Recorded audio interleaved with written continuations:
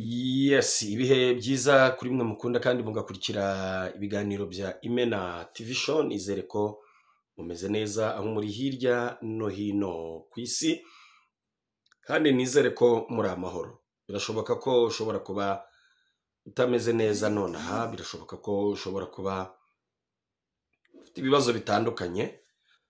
Narababwiye ngo ubuzima ni ukwiyakira. Ubu hari abarimo bava kwa muganga bavuye kubyara, impundu ari zose. Abantu bari barabasengeye bavuga bati Imana ishimwe ibyo yatubwira bikoze. Abandi bavuga bati Nyagasani ahabwa icyubahiro. Abandi bavuga bati alhamdulillah bil alamin. Abandi bavuga bati Imana ni nziza. Abandi bati ibihe byose. Ariko hari n'abari kuva kwa muganga uko nyine bagiye kuzana umwana bo batahanye umurambo. Ubu hari abari gutaha bava kwa muganga bashima Imana ko bakize, bavuga bati Imana bari warabivuze, uburwayi bwari bumaze iminsi. Ariko hari n'abandi bari kuvayo nabo umuryango wabo utahanye umurambo.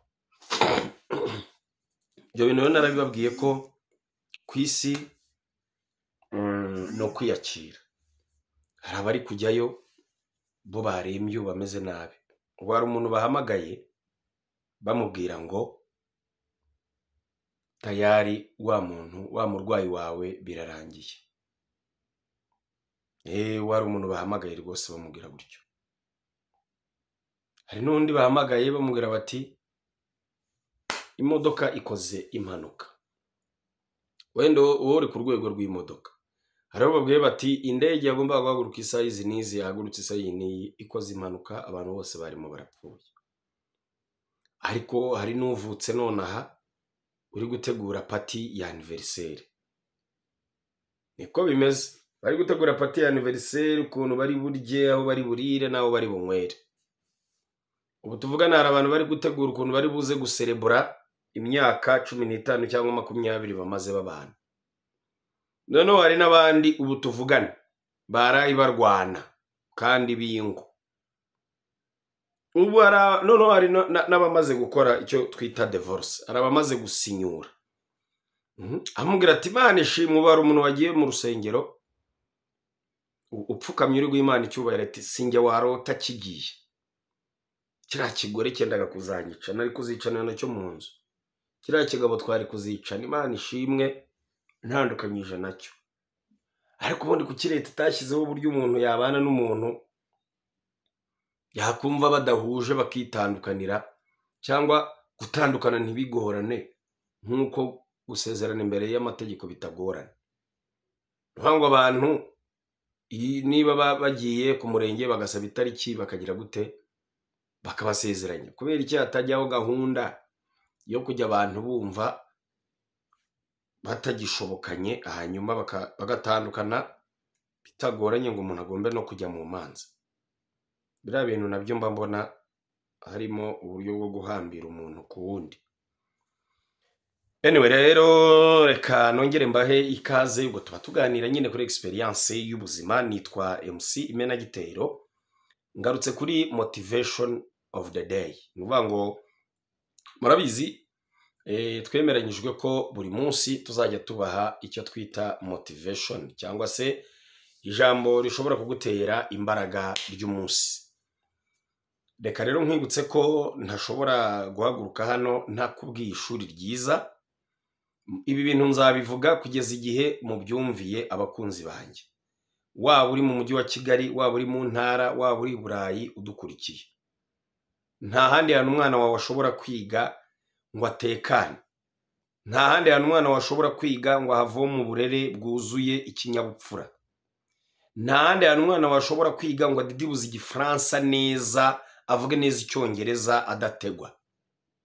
Nta handi hantu umwana wawe ashobora kwiga ngo agenda havome indangagaciro na kirazira by'umuco nyarwanda. Ubundi ahandi usanga umwana yiga akiga ibintu byo mu ishuri, ariko yagera mu rugo ukagira ngo nta nubwo yiga. Ndabafite ababyeyi b'inshuti zanjye birirwa bambwira bati nyabuneka twahuye n'ibibazo. Umwana wacu yagiye ku ishuri ahasanga abandi, ubu yabaye ikirara, asigaye ibiyobyabwenge gutya na gutya. Kubera iki? Ntabwo ibigo byose bitanga amasomo, kuko karikiramu bagenderaho ari ya Minisiteri ya Education na NESA, ariko ikijyanye n'ikinyabupfura cyo biba umwihariko ku barezi barerera muri icyo kigo. Rero niba warahisemo nabi, amahirwe aracyahari. Niba umwana wawe ushaka agira intangiriro nziza, umwana wawe akagira uburere bwiza, umwana wawe akagira ubupfura, muzane kuri Bize Foundation School. Ni ishuri ryiza, ni ishuri rifite porogaramu ifasha umwana wawe kumenya Igifaransa neza, umwana wawe akamenya Icyongereza neza, umwana wawe akamenya imikino njyarugamba. Tugira itorero ry'igihugu, tugira intore, umwana akamenya kubyina akiri muto, umwana akamenya umuco wa Kinyarwanda akiri muto. Mu biruhuko tugira icyo bita camp, ya masomo umwana ahabwa abandi bari mu biruhuko, kugira ngo bikomeze gutuma ubwonko bw'umwana budasinzira. Aho rero nta handi, ni muri Bize Foundation School. Bize abantu bajya bibaza ngo ni iki? Uruyuki ruhuze. Urabona ukuntu uruyuki ruba ruhuze, rurimo ruhiga ubuki, rukikoza ku rurabo hariya, rukikoza hariya, rukikoza hariya, ariko at the end of period runaka hakaza kuboneka ubuki buryoshye kandi bumeze neza. Ariko twirirwa tuvuga ngo ubuki buvura ibi n'ibi, ubuki buvanze n'ibi bivura ibi, ubuki. Bararo kugira ngo ubuki buboneke, uruyuki ruba rwakoze akazi wowe utabonesha amaso. Nigeze kumva ibirometero uruyuki rugenda ruri guhiga ahantu uburyo rukora ubuki. Numva abantu bakora ibyo birometero ni bakeya.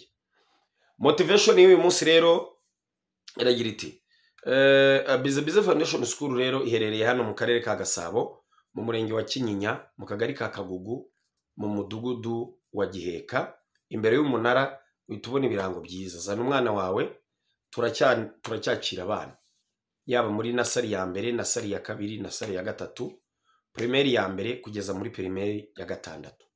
Umwana wawe aziga afite uburere, aziga afite ubuhanga, aziga afite ubupfura.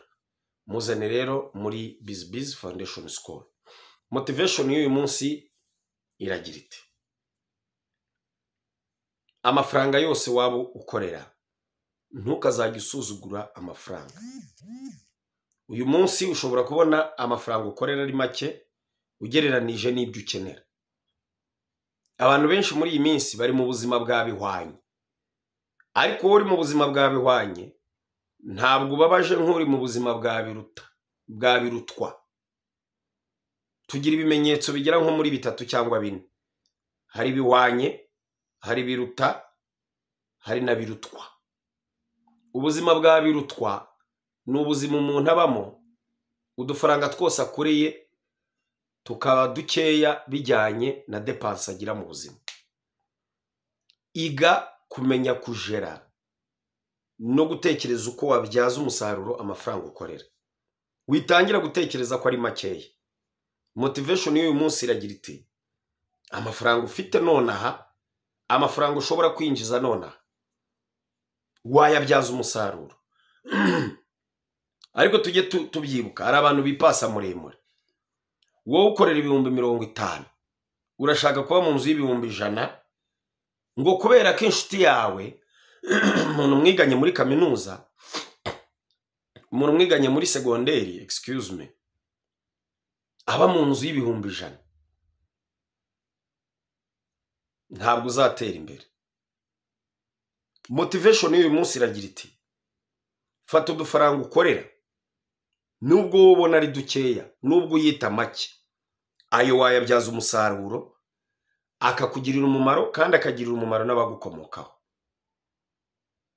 Witangira gutekereza ubuzima buhambaye, nta source of income ufite zakwinjiza muri ubwo buzima. Urashaka ko umwana wawe yiga mu ishuri bishyura amafaranga atanganya ubushobozi naho ukura, ibyo bizakugora.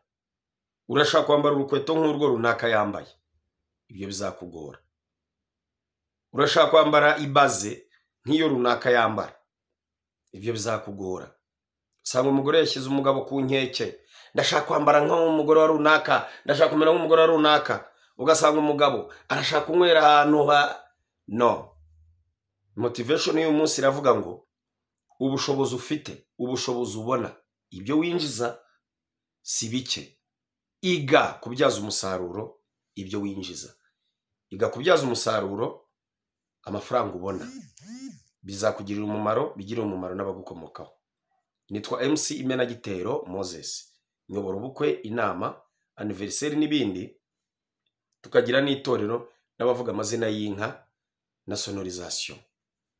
Niba rero unyuzwe ni motivation, ibuka gukora share, like na comments. Dusangirire hamwe, Imana ibarinde kandi ibahe umugisha.